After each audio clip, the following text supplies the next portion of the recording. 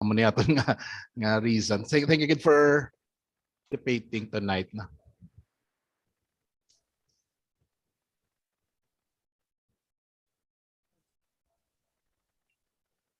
Sige na. So for this evening, we are really thankful na for the presence of everybody, especially our invited speaker, our friend, of course, no.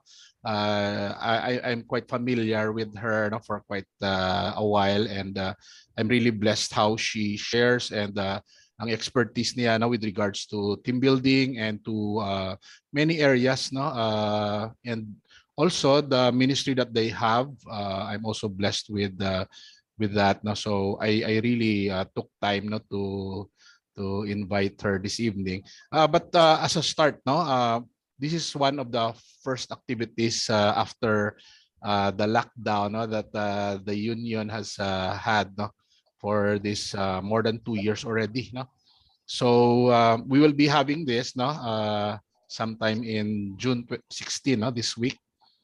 And tonight, no, one of the things that the group also no, envision is to achieve some objectives. No, so among the things that we wish to have no, for this 2-day activity no, is to capacitate union officers, and maybe no, not only the officers that are actively working also, but the entirety of the union board. No, so we have an invited speaker, of course, no, that related to us with union concepts, with union activities, no, how important it is. But maybe tonight, no, another goal of the activity that we are looking into, no, is to build, no, the bond and the camaraderie of the organization, and that would naturally start with the leadership, the union organization, and of course no ang fire no the zeal of serving one another no through this area. And the CPO Faculty Association is of course a union no? It is a duly registered union, and we've been having this no for we've been serving the union also no in this capacity. But tonight, not to help us, no, and to enlighten us more, the union organization is of course it is an organization, and there are values and there are things that we will also no, work into no, as we move along. The values, the concepts of this organization that we have, no. And tonight, no, we are, or this day, no, we are thankful for our invited speaker. Allow me to introduce her. No? Our invited speaker is an academician. She's an advocate no, for family equipping needs and a frontliner no, for workplace nurturance and competency building. No? From among her relevant works, she has served communities and various groups. Among them, no, a resource speaker for employees' well-being and corporate team building activities. She co-chairs no, the CPD committee of ANGNAR's Health Workers Coalition. It is a nationally registered group advocating for health workers' well-being and resiliency in the new normal. She designed no, family equipping programs for Aero Equipping Resource. That is a community-based and recovery program for families no, in the season of change and crisis no, during this 2019. She's also a pioneer. She pioneered no, the wholeness advocacy in the workplace. That's the WAW no, of Western Visayas Medical Center in 2016 to 2019. She also served as volunteer facilitator, equipper for the Celebrate Recovery.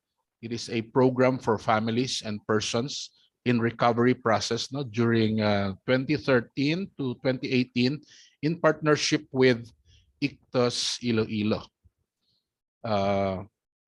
She's She's married for 22 years to Rolando C. Parpa, a Baptist minister and recovery program equiper with wonderful and godly honoring children, Zenly, 21, and Josh Ezra, 20. Our speaker, her first name is Eden, is an eager learner and continue to find active means for self-growth towards personal nurturance and fruitfulness. Tonight, let's warmly welcome our speaker for this evening, Eden, Mrs. Eden. She's Alonsabe Parpa. A virtual welcome to her.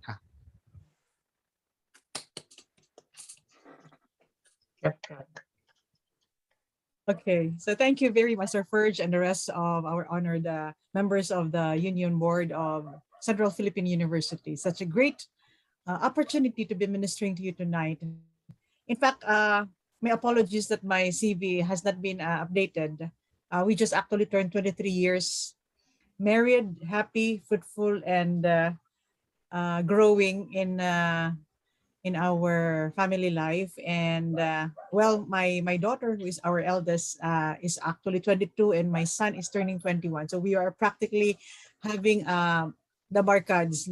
We are a family with adult children, and that is the family life. And well, I'm so glad, Sir Ferge, and the rest of our honored members here to be giving to you. This is not actually a really fresh PowerPoint due to a really very limited time to prepare, but I'm glad to be sharing with you what has been part of my personal and our family advocacy to minister to people, especially in community-based organizations, churches, and individuals.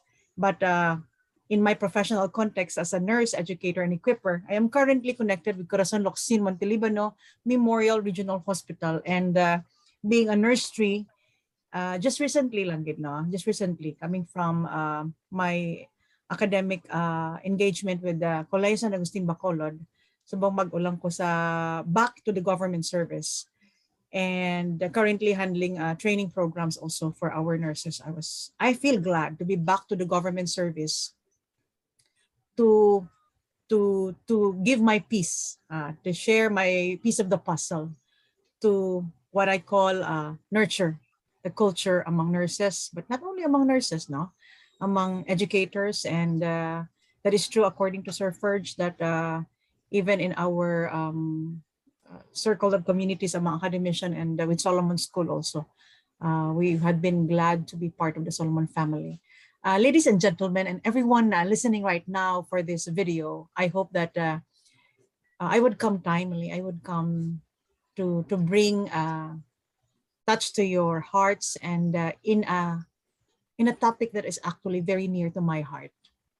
And I call this a culture of nurturance, value, and professional relevance.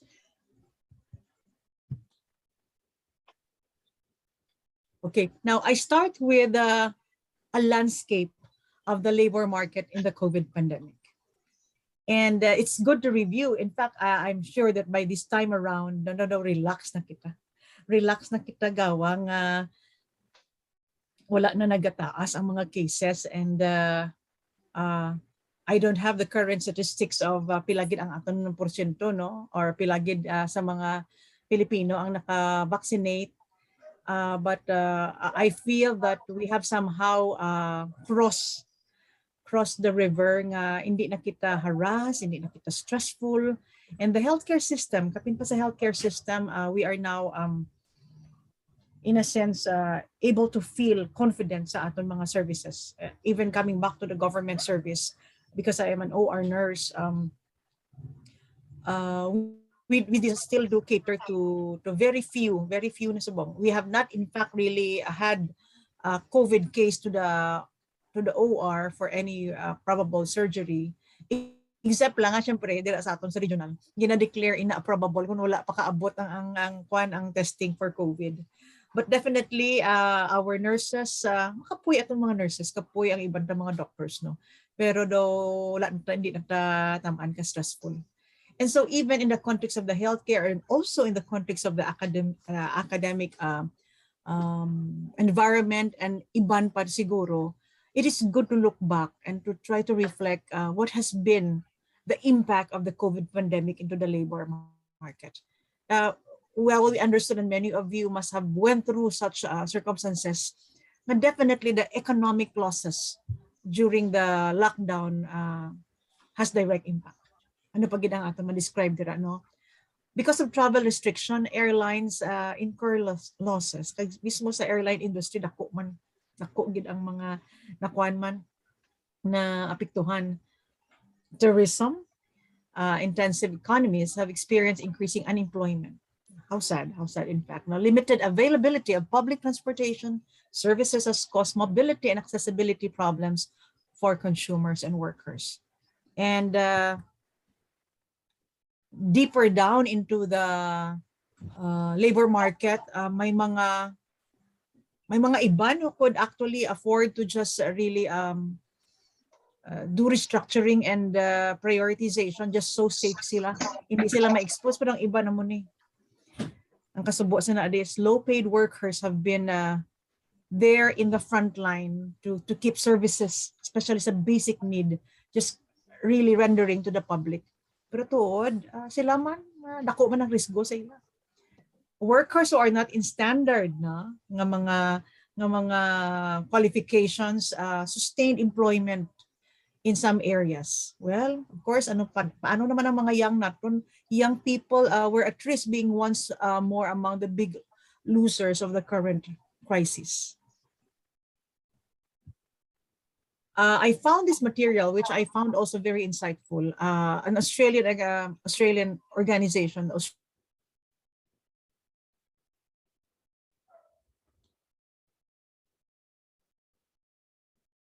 19 labor market impact in the Philippines. It's really very bulky to read. I was not able to run through the entire resource, but it was rich in data and evidences. Ang amo ni ilang description. Crippled economic activity is likely to translate to severe disruptions in the job market, particularly through diminished labor demand reflected in firm downsizing and reduction of work hours, in accelerated and deliberate efforts to increase digitalization in the world of work, and in an increased number of individuals engaged in informal or precarious work. It is very, very clear here nga ano ang sudden shift sa focus kag sa avenues ng workplace. Well, for one, we know nga resilient ang mga Pilipinos. Kabalo kita kadasig sa aton. Even when there's a storm, we could bend even as low as we can and then bounce back over again. Pero many of us, many of us felt what it is. I don't know, for some of you who are listening, kung anong ginagyan you, was there ever a time you lost a job, or was there ever a time like ang mga loved ones ninyo lost a job, or has to really let go of an opportunity just because may high risk kita during the pandemic? Well, definitely, even our government has never been prepared. Well, siguro hindi lang government. Globally, we were never prepared for the COVID pandemic. Though, gin-shock gid kita, no? And it must be that somehow we are now, well, I would like to say that we are now in nearing the end and the closure of this pandemic. Gina-claim ko gid na nga we are victorious and not victims of the pandemic. But this is good to reflect. And I am encouraged by the invitation, despite that I was almost like, wow, I felt like, could I be able to bring into the group the message? But perhaps may ara, no? Perhaps may ara gid nung ay impart ang Ginoo sa inyo subong gabi. Or siniging nga time, no, you will be hearing this video recording while you are in that beautiful resort. I hope the talk will be relevant. One very significant impact and impact of the COVID pandemic is ammonia. Do you recall, or have you ever heard or even encountered mga situations kag mga kilala ninyo who went through certain disturbance sa mental health? Damo sang mga reports. Damo sang reports because isolation has been one of the consequence that we have to be back home. We have to be staying in place, and eventually the mental health of the majority of the people, even Filipinos, no, kitaon gid sa social media ang mga increasing anxieties and the fear, and when we are in crisis, much more in something that we have never dreamed happening to us, basig kita mauyog. Ibla mo kita sinakis kung unprepared kita, emotionally it really rocks us. Biskan ano pa kita ka stable, biskan ano pa kita ka preparado, may mga contingencies kita, there is always this sense of powerlessness that comes to us, no? Amo ni ang mga posting, mga kabataan nga as young as like 12 or 11, may mga suicidal ideation or mga perhaps some of you who are listening right now are teachers, and you have seen this, or mga neighbors ninyo or inyong mga colleagues nga nagwent through some certain crisis. There is a public school in Iloilo that I was asked to do a recollection to for, and because of my classmate is there nga nurse no, Migs, could you please do a recollection sa amon, because it has been a while since we had that activity, 5 years na sila nga wala ka recollection, and may isa ko ka colleague na nag-ask gid retreat or recollection kay he has been diagnosed with depression. Ambal ko, okay, sige, let me see what I can do. And we did a virtual recollection almost year ending to last December. Kag biskan virtually, mabatyagan mo gid that the group hungers for something like to really relieve them of certain burdens. Kag amo ni siya ang color sang aton nga labor market. And some questions comes to me, and I'd like to throw this right now in my lecture to you. These are just very few questions. Now, how will the labor market ever survive? Or are we there now nga naga pick up na kita and then bouncing back? Or base ko ng iban wala pa? Which should come first, employees' well-being or that of the organization? Because definitely you in the labor board would have to be able to see and balance your perspective for the welfare. No, definitely, no, advocating for the welfare of the employees, but what about the welfare of the organization? Where do we strike that balance, no? Employees' needs and employers' expectation. And amo ni, kung ara kita sa crisis, kag ambalagan isa ka favorite ko nga author na, it's not a matter of if it will come, because definitely it will come. Crisis really comes to us. It's not a matter of if, but it's a matter of when. Schools, I understand, may isa di ka university diri sa Negros Occidental, when the pandemic hit us, they have to let go of nag-lay off sila sa mga ilang mga employees. Kag like salaries has to be cut into like 80% lang ma-receive. Imagine a school like that with a well-known brand nga financially nag-adjust man, and batsagan mo gid. Siyempre when we talk about swelduhan na, when we talk about cutting off or cost cutting, we talk about how this is going to affect one family in each of all those employees. So amo nang kung may mga pandemic kita or may mga crisis kita, is it even possible for us or even for you as the labor board, ano ang perspective ninyo in trying to balance that there is the health of the organization where that employee is dependent, or there is the health of that employee where that organization is dependent? And so I'd like to propose three perspectives.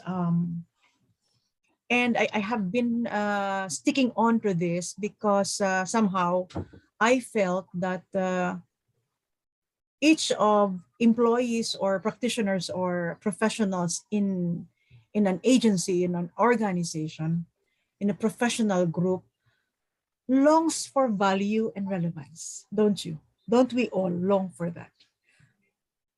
Di kung mahambal kita, nga gusto kita mag-flourish, gusto ang inyong organization to be able to meet the needs and the welfare because you are advocate primarily of the employees, how do you even do it if we are to use the culture of nurturance?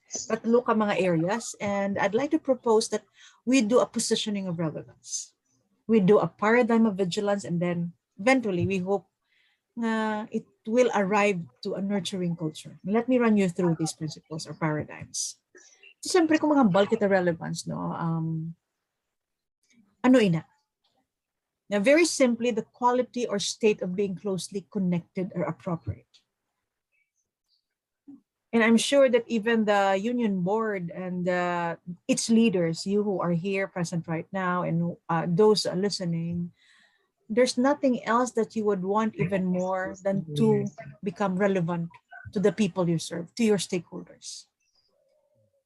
Kaya ang inyong mga stakeholders, and most of them, syempre, are academician, these are people who have knowledge, who strive to maintain the standards in knowledge, skills, and attitude. Pilaihan ang total nga nga mga empleyado, professionals dira sa CPU. CPU has such a great pool of experts and professionals, and continue to produce graduates. And imagine that these are key persons in the growth of Iloilo itself and the growth of the academic institution. Kung maghambal kita relevance, siyempre, wala man kita control if how every professional maintains knowledge, skills, and attitude. Pero let me move on because isa amo ni, there are those who actually seek after significance and not relevant. There are those in the organization or in any agency, may mga amugid na niya. Well, of course, somehow this is to exaggerate my point nga aggressive and reactive, no? Nga do tigre gid ko na ba, pero well it's just like the facade, no? The external implication, when we seek after our own significance, self-serving inam. No, in one time we don't exactly look like the tiger, pero sometimes our demeanor could just really reflect that we are reactive. We are reactive. No, kung bilang kung maigo bilang value natin, kung maigo bilang aton worth, or like we felt like we have been deprived of something that we deserve, reactive kita. Pursue kita aggressive measures. While on the other hand, when we want to really make a position of relevance, it's like that we continue to adapt and become proactive. Adapt to whether there is crisis or not. How do we make the choice to become adaptive and proactive instead of the aggressive measures and reactive, which is very common actually in our organization? May amugid na yan. May amugid na.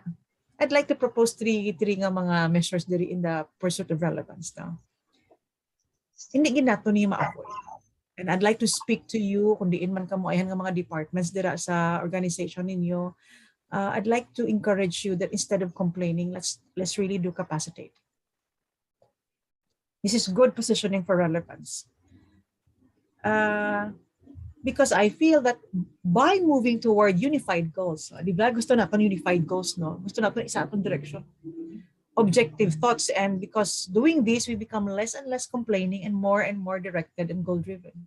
Do you notice nga kisa ako nga aga complain kita, kisa nagatanaw lang kita sang mga flaws ng organization, pero kung damo bala kita excited kita sa aton work ag motivated, no, do less aton nga complaints.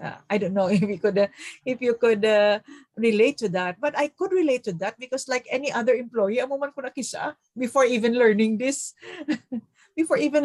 principles, no. Well, kanami sa inyo title because then you are doing strategic planning, and just a week ago, Sir Ferge, imagine I conducted the strategic planning, operational planning and training workshop of 16 OR leaders and heads.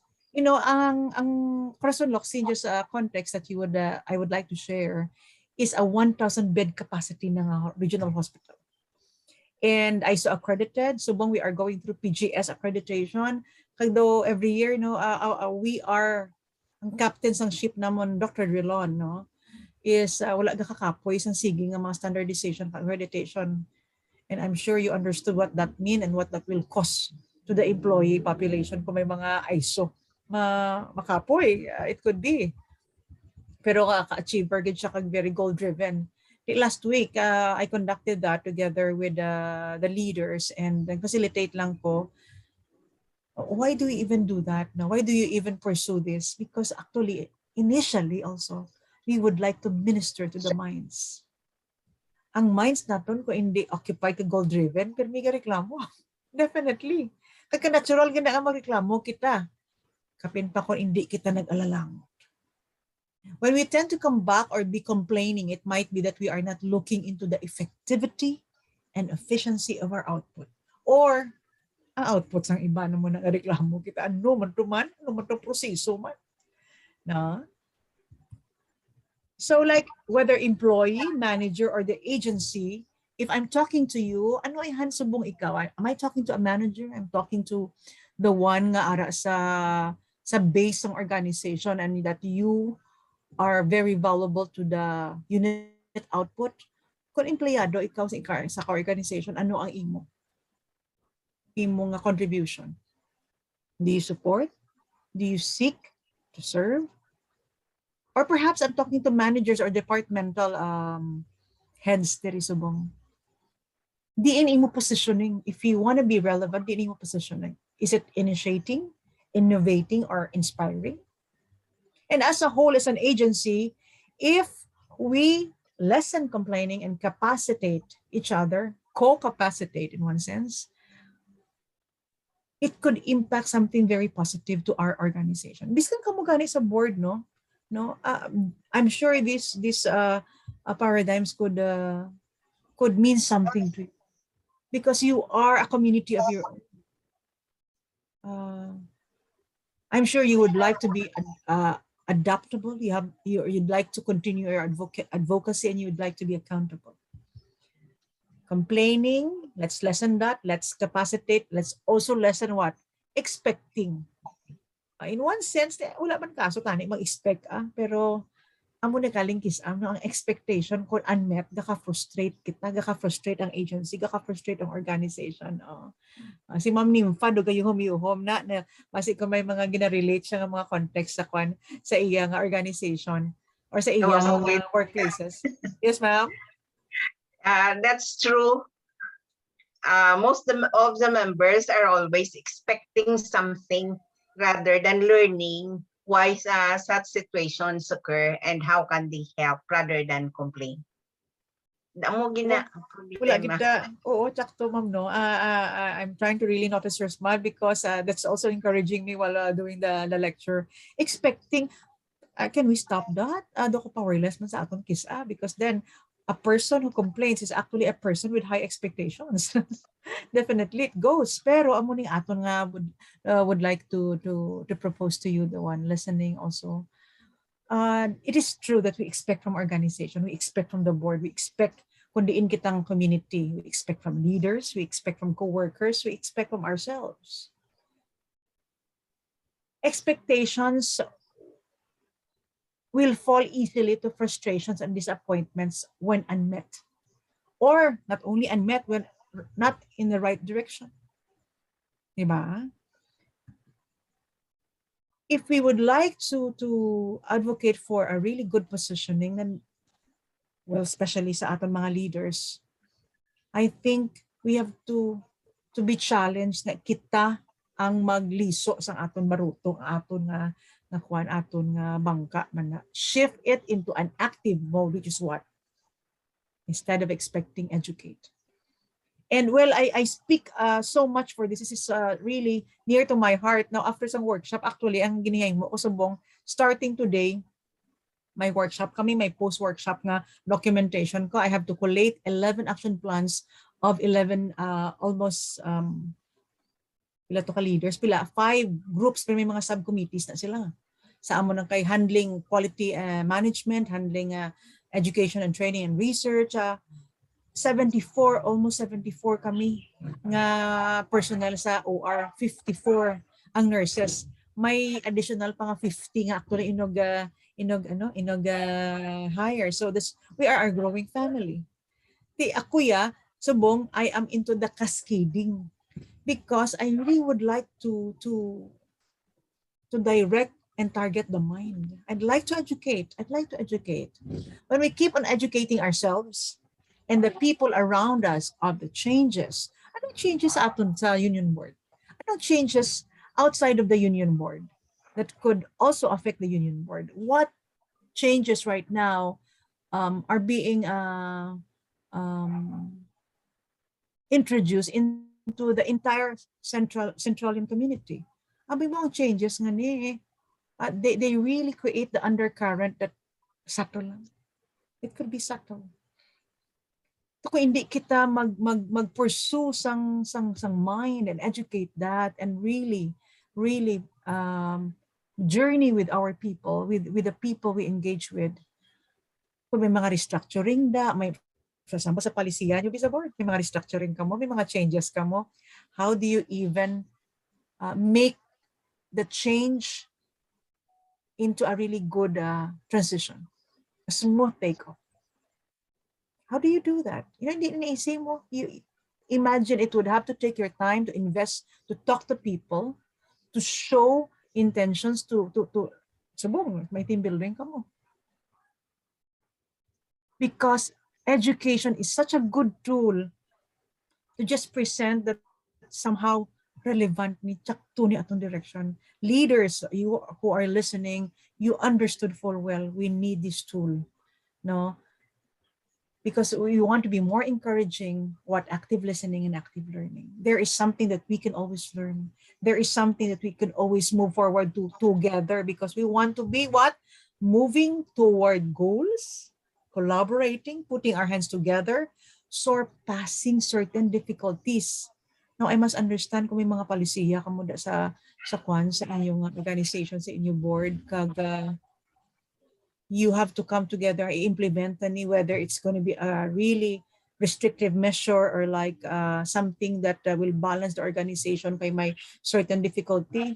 I know, kamu gabatsyag kamo how to implement things, and you would also understand that this will be met with resistance. Ang complaining na resistance na mo. Ang expecting na somehow it could also resist your goals, no? So again, I'd like to talk, if you are listening right now, like you are not holding any position, but you are an employee of the CPU, no? Or you are a manager. Nan, are we journeying together with growth and fruitfulness, from learning to listening to arising? No? Instead of complaining, capacitate, instead of expecting, educate, instead of reacting and resisting. Ari na mo nambal ko sa inyo, may resistance sa change. Ma-respond. At mo na yung, actually, this is really where the rubber meets the road, because tough ni kisa. I'm sure many of you must have handled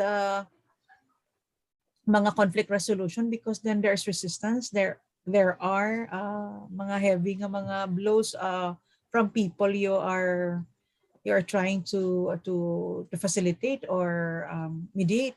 The reason why many of us are actually reacting and resisting now, because by human nature, we don't really like to be rocked.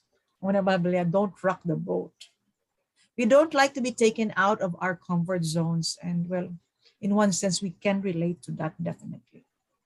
Reacting and resisting is really not a good position for relevance.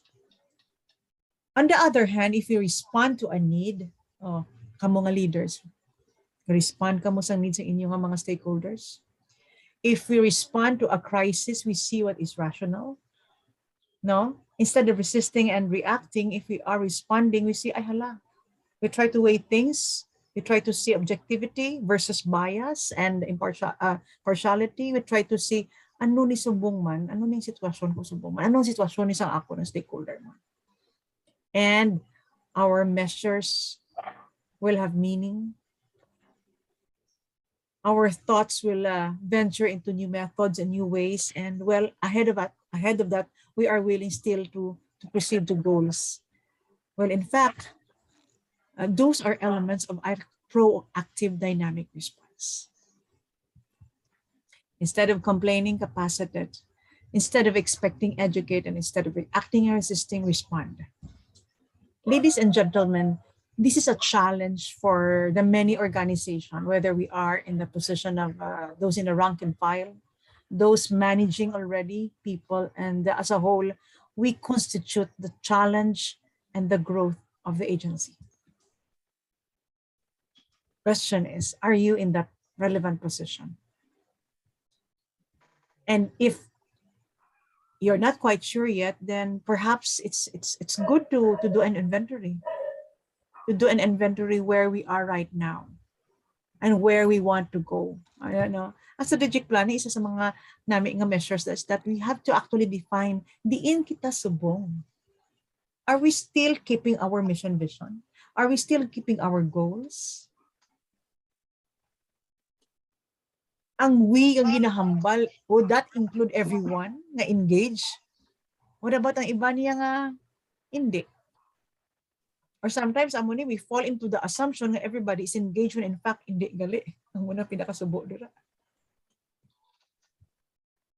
Assuming a position of relevance is putting yourself, ourselves, our organization, our relationships into the most needed in a time when we can significantly make a difference. Where we are most needed, there is a time, and that is a time where we can impact. I hope that we could make that choice. I hope that somehow it would get down to us kung ano ang mga tao nga, or kung kita nagareklamo or kita nga naga-expect or kita nga naga-resist, abi ma-shift na lang kita na. Vigilance. When we say vigilance, now this has been one of my most favorite topic because then in the pandemic, when my husband tells me nga ang malibay nga ang if you are to reflect on it nga ang pandemya nag-happen gid sa 2020. That's Nellen's chart. Di ba kung mag-measure kita sa 2020 nga vision? What is 2020? Perfect. Perfect. Normal. Does it not speak to us somehow nga ang pandemic just really put a stop to everything that we do and we are consumed to pursuing because somehow we need to do an inventory? Because we might actually be wasting many opportunities and many valuable matters in life. Vigilance is a word that has came to me and to my family during this point in time. And in fact, it was this that Aero Equipping Resource or Aero Project has been actually been pursued. No, are we vigilant? And what I like, a word that is connecting to vigilance is stewardship. Do you like the word stewardship?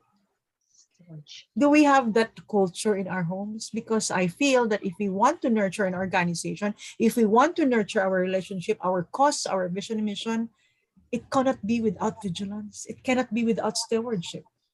Because then I'm sure in your organization, you handle money or you handle materials, machine or power, or those among your stakeholders group are in one sense stewards of their own. We are all in fact stewards in one way or the other. And it reminds me, we have a program of this, the Pharaoh's Dream, because one of the many culprits of mismanagement and crisis in the family, kay crisis driven ang aero equipping, is really financial stewardship. And so we have the lecture on Pharaoh's Dream. And of course, we are familiar with Joseph, no? Who interpreted through God's grace the dream of the Pharaoh, and that is very plainly what we know to be years of abundance and years of famine. Ang COVID nag-test gid ni sa aton. Ang years of abundance naton kag years of famine or shortage tag gintistingan gid kita sining pandemya.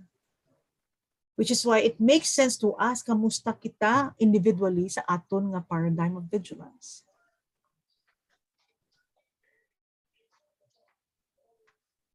A sense of stewardship to be able to clearly and decisively manage what has been entrusted to us. Is there such thing as that? Our paradigm of vigilance points us to a sense of accountability, because one day, definitely one day, many of us are believers of this, that one day a day of accounting will come. It will really come. Pag base posible sa isa ka organization like yours, no, may mga issues ka mo da, na actually it will really boil down to what? Stewardship issues. Stewardship. If it's about conflict between colleagues, that's relational stewardship. If it's about stewardship of resources and materials, amo na nga kamo as a board, you come together, you think, you pray together, or you even brainstorm, because then you knew may accountability ang leadership niyo. Until we understood this very essential area, that we are only stewards of all resources in front of us, we will never find the intentionality to keep watch and become vigilant in times of difficulty. The pandemic is a test of our stewardship measures. Where do you look then? What areas can you display lack of vigilance as employees? Is it in the handling of people, or materials, resources, machines, methods, or metrics? I will not stay long in this, no, but I'm sure that many of you are familiar with the 5 M's. Isa sa mga dako nga mga measures naman, practically, no, and honestly, sang nagpandemya, we were trying to really navigate into how to handle our resources. Definitely from finances to mga ma-put up sang additional income mga resources, and time and health. Yes, and health. No? Pero amo na yung na-point out naman, ang isa sa mga particular ako, pag na-studyahan naman, kung nagadamo ang leftover foods, or ginastock lang pirmi sa ref, silingon, damo kita uyang. Damo kita uyang. And why could we afford to even waste food or waste resources when in fact there are many of those who cannot? Pero very, very, very subtle ini siya nga parameter if we do not look into this. Point me to your dinner leftovers and I will tell you. It will tell me something about you. Times of crisis such as the COVID pandemic will show us what we value by the things we waste. Can I read it again? Times of crisis such as the COVID pandemic, or any crisis again natin, or you listening right now, has that not revealed to you something you value or something you waste? It's quite something to reflect on. Lastly, I have proposed to you that in a nurturing culture where we would like to even advocate and maintain the value and the relevance of us all, professional relevance among stakeholders and partners, we would like to position in relevance, we would like to maintain the paradigm that is vigilant, but also this is with those two proposed measures, we hope to arrive to a nurturing culture. Ang organization wala naton, ang aton nga union board, do you have the nurturing culture? Hambal nila, hambal sang doctor that we have joined in the advocacy, hambal ya, after kuno sang COVID pandemic comes, next is the mental health pandemic. And it has hit, and we have evidences and statistics that not only in the healthcare system nga nag-cause ni sang anxiety, burnout, kundi sa families. And it has reached workplaces. It has reached many. Nabiskan naka-PhD, nakagrabe na ang mga accomplishments. Wala nakabato sa what has been in the battle of the mind with the isolation, anxiety, sense of value. Amo na nga we come back to the question, are we a nurturing organization? Are you a nurturing organization, or are you a nurturing person? Siguro definitely sa imo family, you have this sense of nurturance. Pero as an organization, can you identify areas nga gina-value ninyo, kag gina-nurture ninyo sa inyong mga members? Because nurturance, well, it's an emotional and physical nourishment and care given to that someone. I happen to find a really great opportunity to be in a nurses World Congress in Tagaytay, which was sponsored. No, I was sponsored to go to Tagaytay to present a poster presentation, to do a poster presentation of my write-up Pathways to Wholeness, and this was by Nurses Christian Fellowship. And I know that there are members, and there's a campus ministry in Central Philippine University of the Nurses Christian Fellowship. Namo da sa Central yan da nga naga-nurture sini. And eventually in the year after 2016 sa Tagaytay, when I had the opportunity from among other 79 nga mga countries, we met, and kadamo sang mga sang mga friends ka na met ko din. After that, I submitted my articles for the review of this publication ara sa nakabase sa US, and they did publish this in their one. It's called The Pathways to Wholeness. I was back then in my previous employment at WVMC, Western Visayas Medical Center. And this has started my road to advocacy. Okay, so dali lang din. Nag-topsy-turvy ako ng framework. No? When we talk of nurturance, I'd like to share with you that when we are going to see the dimensions of nurturance, it has to come initially from the personal.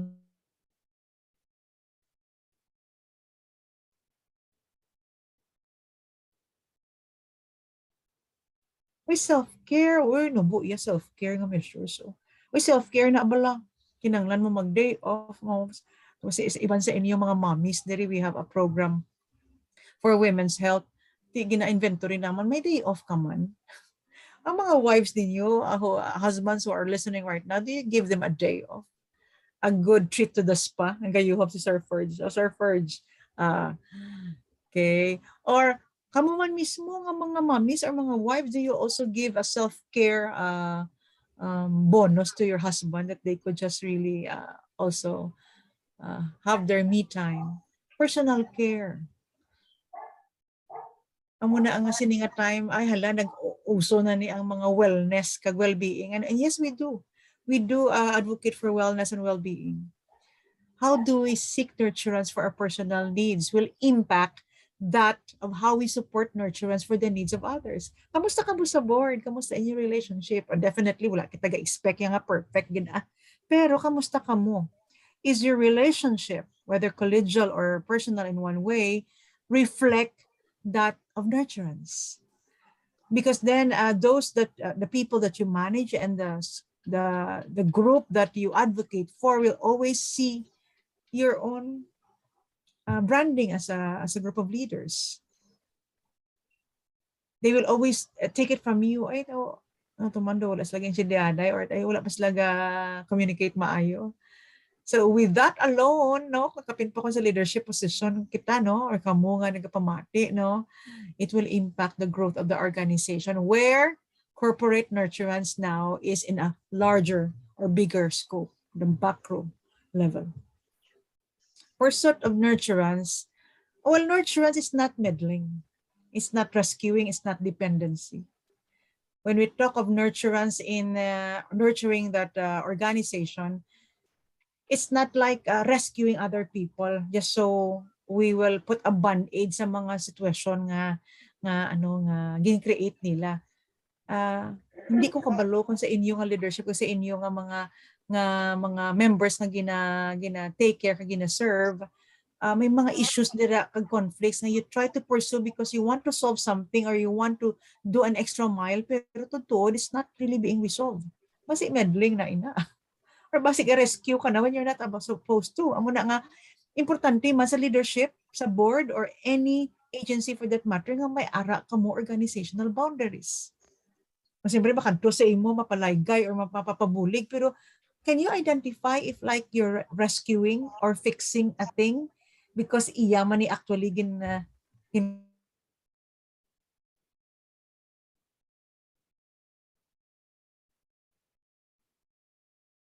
part of we do also the advocacy for the anti-bullying in the workplace, because many nurses really goes to certain workplace mga bullying, no. Pero diin ang boundaries naton, or diin ang boundaries sa mga ara sa leadership when certain issues seem to just really go around the circles. Ang importante nga mabalaan naton nga, are we meddling, are we rescuing, or are we nurturing dependency? Kaya depende lang sa aton. Pero may nalang kakadto kay Sir o kay Ma'am, or kay Sir Ernie, no? Kay Ma'am Russell, kakadto na lang, pabuling na lang, pero basi bala ang issue is just a tip of the iceberg, pero sa dalom niya may mga deeper issues, no? Hindi kalian mo na iyang nurturance. Nurturance is actually, again, we go back to the paradigm. It's really stewardship and vigilance. Do we nurture that? Is that part of our organizational value system? Do we nurture stewardship? Na siyempre, kung may difficulty siya and we have identified nga iya ni behavioral nga consequence, then ano ang inyong measure? No? Nurturance is also for faithful service, committed faithful service, which will actually, kung faithful service, it will really produce triumphant fruitfulness. Impossible nga may stewardship kag faithful service pero wala fruitfulness. That does not really align, no? Though lain na siya. So if it's mas external lang pero wala gid sang depth kag substance.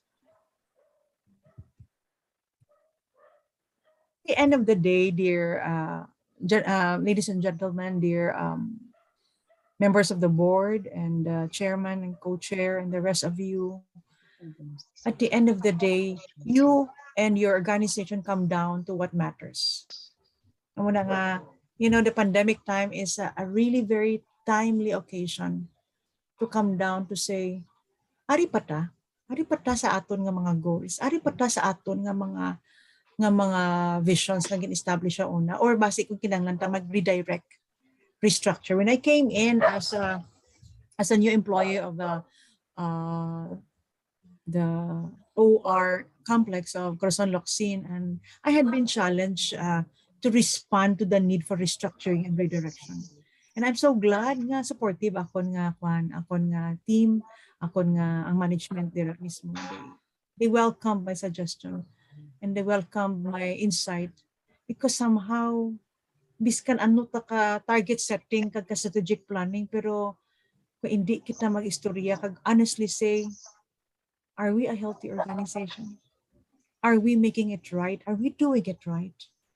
Because we have to define what is essential and translate it into value. Again, we're coming back. What happened to my letter K? Some of my letters na laing of font. No? But may I end this talk, and opportunity has been very encouraging to minister to you, to talk to you. Let's come back again to the labor market. Are we going to survive and say goodbye to COVID pandemic, because we are now bouncing back and we are healthier and stronger? Can your group and your organization say that and claim that? Can we say that we have really pursued employees' well-being? And in one sense, make a balance of both while maintaining our direction, our goals, our value system?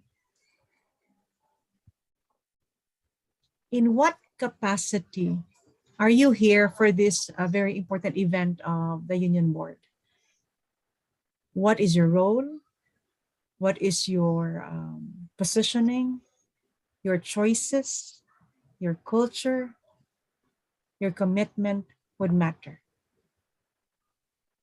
I hope that altogether this event, along with this very simple talk, will speak volumes to your heart and encourage you to just keep on doing what the Lord has entrusted to you as leaders, and as a whole, as a community who will impact the world. And so this is where I end my talk. Thank you, and God bless everyone. Thank you. Thank you so much, Ma'am Eden. We are really blessed now. We are really we learn a lot now from what you just shared to us. And Gamay lang overtime, sir. First, no, I think you gave me just no, pero though I cannot help but also share the perspective. yes, it's really a wonderful talk, ma'am. We learn a lot, and how we wish no, the organization, the union organization, will evolve no, and really become no, a nurturing organization. Sometimes no, we come no, as part sang ano na bala sang naga-lead no, sometimes we just go to the office and we leave no after that, and it's just a day no nga daw amo na blang routine naman tong isa, and the end goal really no is to do no an impact to each one parts ng organization bala no. I think that will be a lasting one no.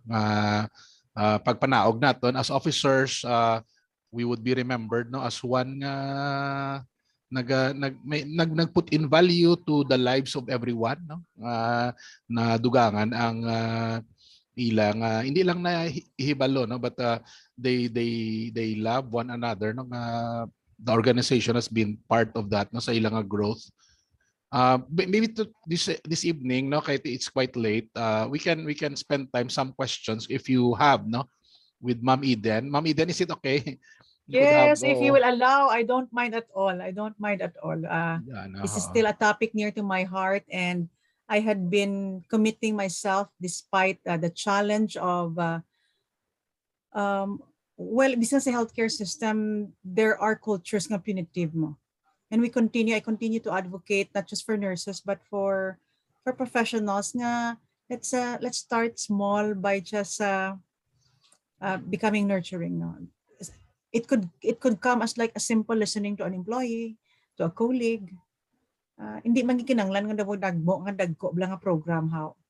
It starts with just giving a perspective of commitment and stewardship kidi. So yeah, it's okay. If there are questions, I would be willing still to listen and share. No. So maybe we could have what no 2-3 questions guro if there are no. Anybody would like to ask a question for this evening? No? Ngayong gabi, sir. Yeah, no, Ma'am Russell. Ako, hindi ko mag-ask question, but I would like to say thank you so much, ma'am, for sharing your nabalaan mo sa amon, no? So, daw dako gid nga help. Although nga, samtang nagapamati ako mag-obra ko sang grades, but in a way daw na ano ko gid sa mind ko nga stewardship is really important sa isa ka organization. So kay daw mo na kumbaga ang isa sa mga nagabuhi sa ato no kung mayara kitang mga natawag nga may pagka-humanistic kita. No kay kung kisa mo nang nalipatan bala sa iban nga mga leaders nga wala na sila sang heart sa ilang mga subordinates no, because sometimes they are thinking okay, nang paano lang maka-profit, paano lang sila maka-survive. They're not thinking of their subordinates nga mo man ang rason kung nga nag-survive sila. So, kanami isang share mo, ma'am. Thank you so much.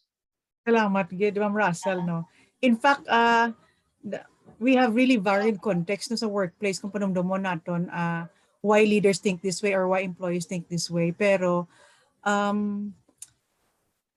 again, it comes back to ano ang existing culture sa isang organization, and well, you as a leaders have to decide ano gusto niyo nga pagka-organization. Kamo gid na actually ga make or break sa inyong culture.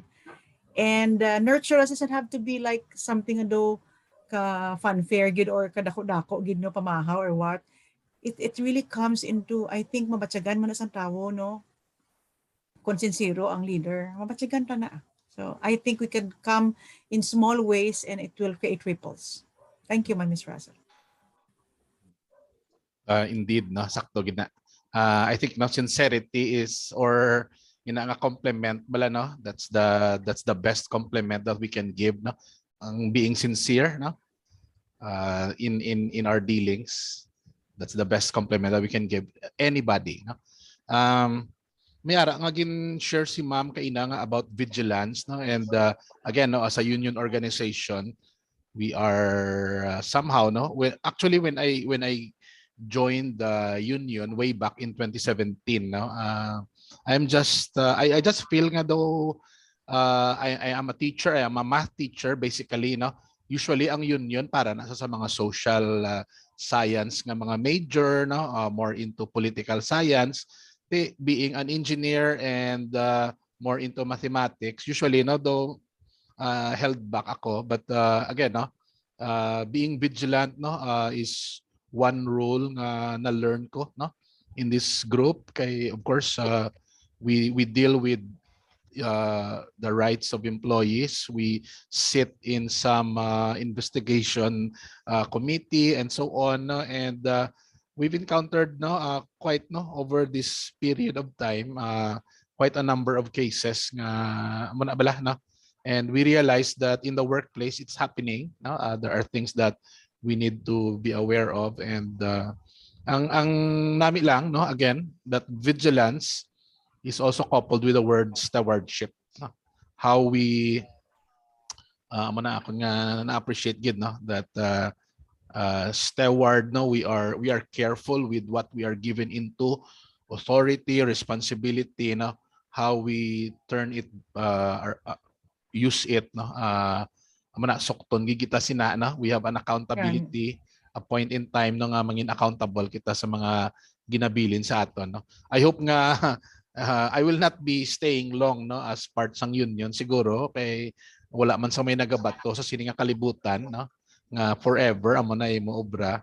But I do hope that when I relinquish, I I would be considered as a steward, no, a good steward, not only by people but more by God, no. God will really so Ma'am Eden, in the area sang being vigilant sa mga workers bala, Ma'am Eden, sa imo experience, ano ang pwede naton maobra sa mga kay right now, we have grievance na mga committees, no, and so Yes, on. correct. Yeah. Anong pwede mo Yeah. ma-share, Ma'am, sa amon in that area? Yeah, I would like to, while you were talking, something came up to my mind, which I'd like to put an emphasis to vigilance, because I realize kung ara ka mo sa union board, syempre employees advocate ka mo, you represent the employees. Pero my next question would be, ano mo to blama kagina? Anong boundaries ninyo? Because syempre employees would feel kinanglan gid na isang pasilungan kung may mga problema. Kinanglan gid na may mediate, may represent, and well, of course the union board is there for them and for everyone to represent. Pero amo ni, paano ka mo magsala sa mga issues kag conflicts nga ginamediate ninyo? What are your measures? Which is why I try to propose nga, when trying to advocate for your employees or solve conflict resolution or do conflict resolutions, are you more rescuing? Are you more fixing rather than when we say nurturing kag employees advocacy, hindi na siya consenting kag fixing mo. So for example, the employee comes to you kag may problema, pero at the end of it, because I really do employee investigation man, one time the management asked me to, hindi kabalaw naman ka mo nga sa government kung may mga complaints na ang mga pasyente ginadiretso to yun sa may 888 bala sa kay Duterte. In those years nga ara ko sa Iloilo, and then they called for me, please ask Mrs. Parpa to do a character investigation of this, and amo na kagin grievance. Tumbal ko hindi lang utani kay do ka delicate bala. I was reprimanded to be nga nag-refuse. And so I really have to submit to my superiors and the management. And so I sat down with a nurse nga ginreklamo sang isa ka folks ang pasyente.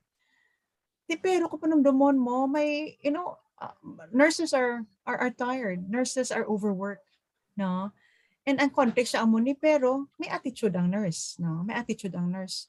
So when we do conflict resolution or mediating for our employees, nga members ng union, ano parameters naton? Ano aton boundaries?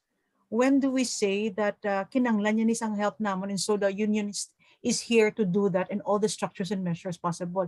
Or when do we say dali lang, no education ni gurong kinanglan niya, kaya hindi siya mayong steward, di ba? No kinanglan ni guro equip ni when problems arise, do we have the measures or the systems sa aton organization to say dali lang gid ha, this is I think a consequence sa iya choices. Kaya nga man kung consequence ang choice ng employee or sa imong stakeholder, if you try to rescue or fix that without equipping him with good stewardship, then does it solve the problem? Am I making sense? I don't know if I'm making sense. Pero para sa akon, sa amon nga nakita, well, I learned this also from the training that I have with people in crisis and Celebrate Recovery. There is such word as fixing and rescuing. Nag-rescue kita when in fact, that is not the best solution. Okay, for momentarily, nag-shelter siya sa aton, inakop naton kay nakwa na ka-crisis, na feel harassed or stressed because of the situation. Pero when you look back and do root cause analysis, iya money making. And so where do you position as an organization, as a board of the union? What is the parameter or the boundaries of being pro-employees?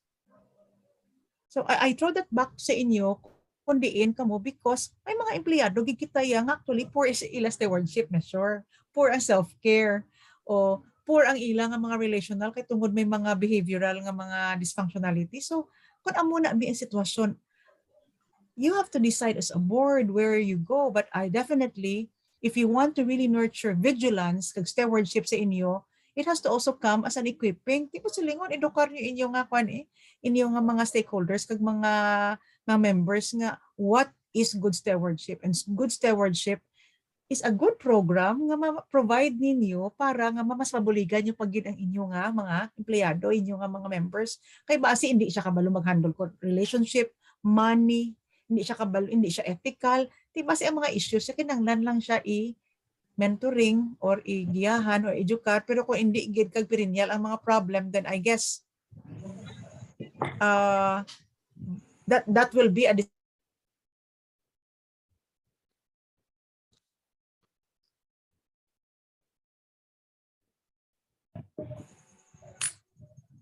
Sir Arnie, do it makes sense man? Yes, actually, I'm sorry, no, kaya gautod-utod na ako. Wala kaso. Yeah, but yeah, that is, I think, a very important point, no?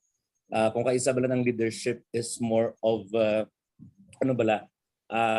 extending help as if the other person is weak to help himself or herself, no?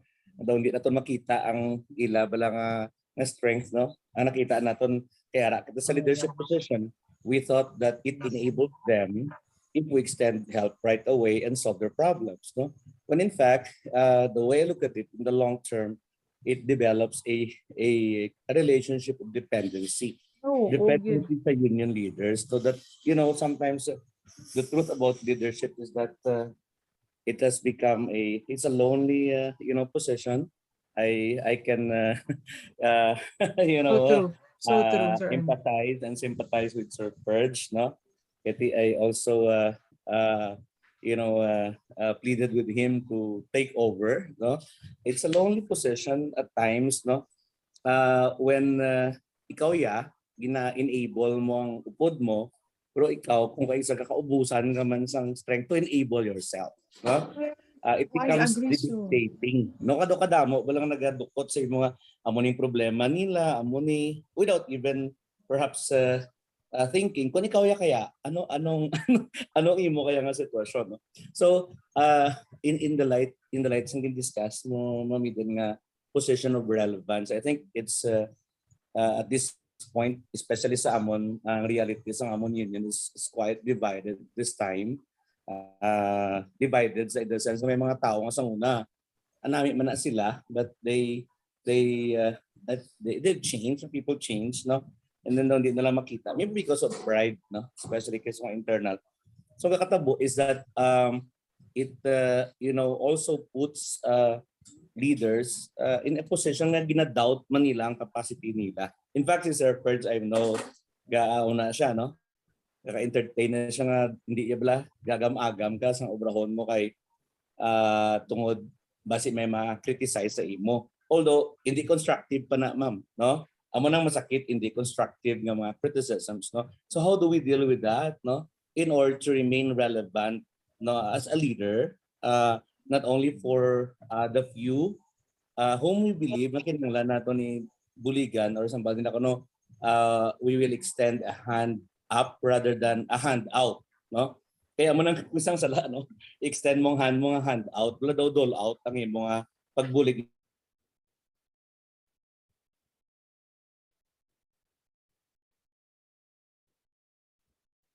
And ikaw mismo ka-empower man kay nag-lessen ang dependency sa imo.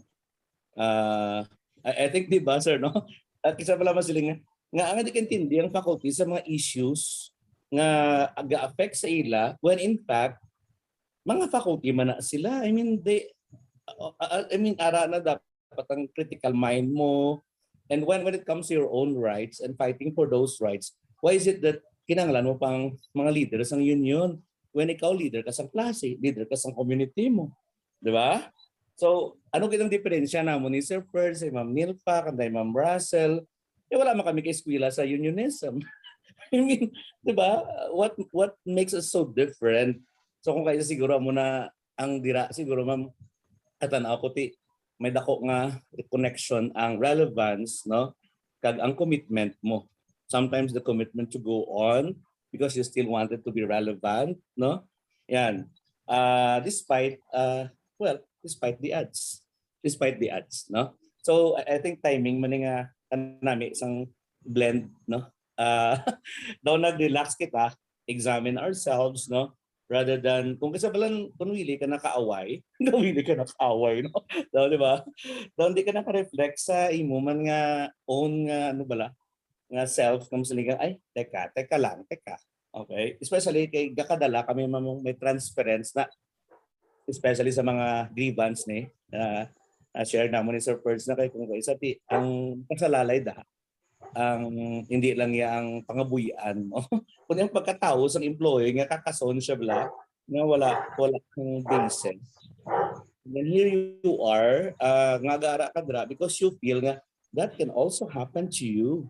And what about kung di mo na matabo, no? May ara kaya nga Perse Monoso or Ernest Akibal or Nilpa Salanyo nga mabulig sa imo or simply get, cower in the sides, no? And accept the fate, di ba? Kung isa amo kami ni Sir Perse na kung makita mga daw talakladon, pero sige lang kami, no? At times I think daw naka-survive nito sir, no? Talakladon, naka-survive man kami, ma'am. So siguro kayo ligid ni, and we thank you for daw makadraw naman kami kay hambal nila ti ako wala ka na kuno sang lisuan, no? Igadyutay mo nga kakampi, hindi ka campings mama, kakampi, no? Kinabalang you draw spiritual strength, no? Gira, maka-reflect ka, no? Though I think it's very important also to be reminded of that. Yes, no? So thank you. Ma'am Eden, any parting words? I think it's late. Ma'am Nelly, Ann Mesa, di ka gali. Wow. Arasa. Ma'am Nell. Oh, so glad to see her here. Oh, well, I'm glad to be giving insight no align sa needs sa mga scenarios ni sir because well ang ginalibutan ko laman for the many years is either academe or hospital mo kag amo ni mga grievance committee, mga conflict resolution, and well, I hope to strike a sense of challenge, throwing to you the question, where do you set your boundaries? No? Yes. Masi ka fix na kita instead of giving solution and then nami na siya. Kanami, ang leaders every now and then you as a board, the union board has to really come down to reflect, to check and do inventory. In saying goodbye to COVID, mas nami ni siya refreshing nga kwan. nga venture to come down again to what's really basic sa inyo organization because kung pirmi lang kamo nag-serve people pero ang inyo naman yung welfare. In fact, sa inyo man mismo ang welfare. You can only be a really good group and a good you could only be a good and effective leaders kung kamo mismo naka-establish kamo sa nurturance among yourselves. And we hear it many times. We could not give what we do not have. Well, thank you, Ma'am Eden. It's really a thought for tonight. We've learned so many things, new concepts maybe na do pa matsyag ko do hindi yun ang amon nga kwan, but nonetheless no, it's nurturing no, ang mga organization naga-nurture gigita one with the other, maybe unknowingly no, hindi man kita ka last amon ni kalawig no, with those challenges kun amo na no, kun wala kita naga-nurture one with the other sa on a level nga hindi lang maistorya kita sang bagyo or sang pelikula no, but somehow no, we learn from one another, we learn from each other's experiences, family concerns no. Now, but for tonight, nagapasalamat kita kay Ma'am Eden. We would like to present this certificate kay Ma'am Eden no? The certificate of appreciation reads no,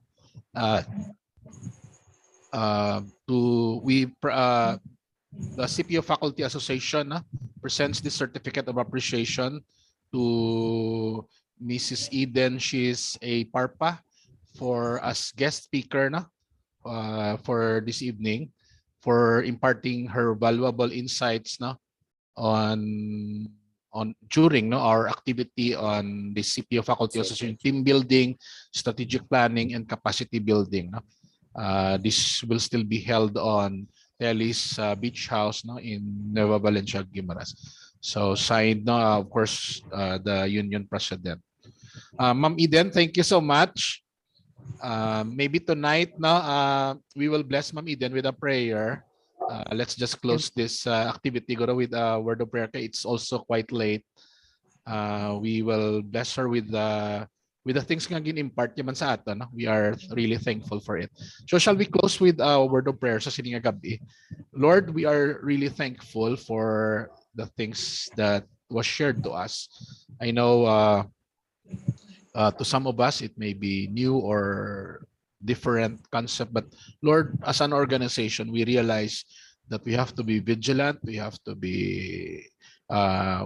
have this pursuit of nurturing not only ang leadership but even the people that are part of the organization, oh Lord. And as an insight, a valuable insight that we learn, may the CPO Faculty Association grow as such, an organization that is known not only for fighting the rights of one another, but more so, Lord, that we would learn also to know one another.